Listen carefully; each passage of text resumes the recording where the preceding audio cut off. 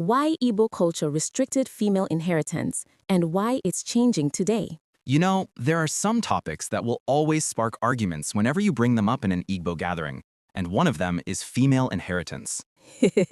True talk.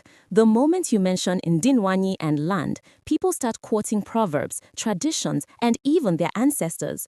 But here's the thing, most people don't really know why that culture existed in the first place. Exactly. It wasn't just random wickedness or gender bias. There was logic. Logic that fit the kind of world our ancestors lived in. Back then, the system was built on family structure. Once a daughter got married, she became part of her husband's lineage. So, naturally, her father's family expected that her new home was her future. Right. The idea wasn't to oppress women, but to prevent what elders used to call double inheritance. Imagine Ada, an only daughter, inherits land from her father. Then she marries, and her children inherit from their father too. That's already two different family lines merging wealth. And in those days, that could cause serious confusion. Especially when you think about land. Land wasn't just property. It was identity. It tied you to your people, your ancestors, your ume. Exactly. I can trace my own lineage back to Umuezegu. That's my home, my root.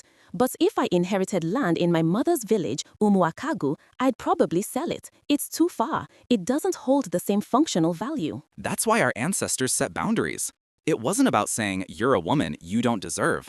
It was about saying, let inheritance remain functional, not scattered. But they weren't heartless. Daughters who never married or who returned home from broken marriages were often given portions of land. The system had compassion, just within the limits of its time. Fast forward to today. The world has changed. Women are no longer defined by marriage. Some choose not to marry. Others raise children alone. And life itself has become, well, more unpredictable. Which means that connection to one's birth home is now more important than ever.